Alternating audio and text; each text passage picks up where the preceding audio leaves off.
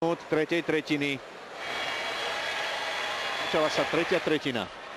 Verme, že ju začneme aktívnejšie, ale samozrejme s dôrazom na obranu. Mike Comrie za seknutie dostal svoj 5. dvojminútový trest na tomto turnaji. Výborne Linter môže vystreliť, to bolo veľmi riskantné. Bondra tečoval, Palfi. A je zle. Pozor teraz na Jamieho Wrighta. Nie, puk sieti. Dobre, a ešte šanca Kanaďanov trvá. Chlapci. Chcete nám privodiť infarkt pri televíznych obrazovkách? To by sa nám nemalo stávať. Edmund Palfi stratil puk, ako keby sme mali niečo s korčuľami. Padáme, nemáme stabilitu. Šatan. Hanzuš. Pokračuje naša presilová hra, ale už dlho trvať nebude. Milo. Hanzuš. Šatan. Gól! Gól! Gól! Gól! 2-2! Hurá! Využili sme presilovú hru tak ako Kanaďania. A Šatan trafil znovu. Najlepší hráči Slovenska, Bondra a Šatan, sa postarali o vyrovnanie. Skvelé Miroslav, vynikajúco v hľadisku mu od dušu tlieska jeho otec Emil, ktorý sa prišiel pozrieť na svojho vydareného syna. A Miro Šatan trafil ponad ľavé rameno, ponad lapačku po skvelej prihrávke Miša Hanzuša. A vracame sa do hry. Začína sa od nuly.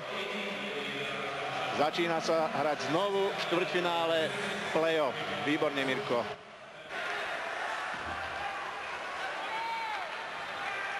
Palfi. Bondra. Gól! Gól! To bol gól!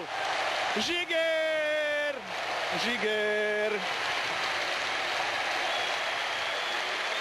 3-2. 4. minúta, 37. sekunda.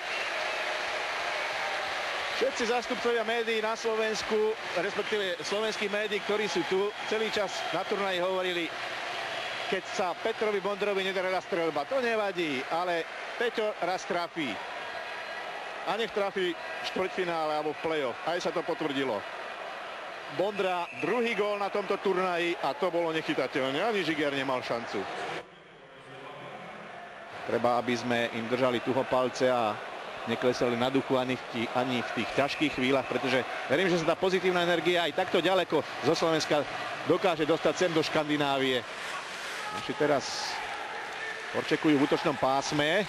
Dobre robia. Naď. Dobrý futbalista. Výborne to urobil. A Rastio Pavlikovský. Rastio... Už som videl gól. To zase tresla sieťka. A čo teraz? Zase Žiger. Plné ruky má práce. A to je dobré. Nech nevychladne chlapec Kanady.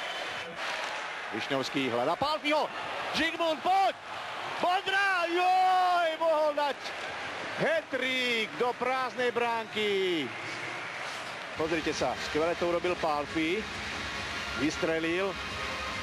A Peťovi sa ten puk kotulal tak, že sa postavil na hranu a sklzol sa mu z čepele v tej najmenej vhodnej chvíli. Metvíčák, Malhotra, už to tam vyzerá veľmi nebezpečne. Dobre Palfi, skvelé Žigmund. A teraz ide dopredu, 2-1, má tam Bondru. Prihraj Petrovi. Joj, Peter Bondra dnes tuším nedá ten tretí gól. Už druhá skvelá akcia Palfiho, ktorú zakončoval Bondra, ale tento raz nám to nevyšlo. To bola teda príležitosť. Tu je jej autor Žigmund Palfi, ktorý ju začal 2-1. Potiahol puk do poslednej možnej chvíle, až kým nevylákal na seba kanadského obrancu. Posledné sekundy, posledná pol minúta. Nebol to offside, pán rozhodca. Pozor na Kanaďanov, pozor na šák. Ešte šanca, nie je to gól. Chlapci, udržte to záverečné sekundy, to nie je možné. Aj vy viete hrať hokej. Výborne. A teraz puk ide, nebude to zakázané uvoľnenie, záverečné sekundy. A jeden musí ísť po hráčovi. Je tam Žigmund Palfi. Tu sú Kanaďania a môžeme dať gól. Žigo! To je offside. A koniec! Hurá!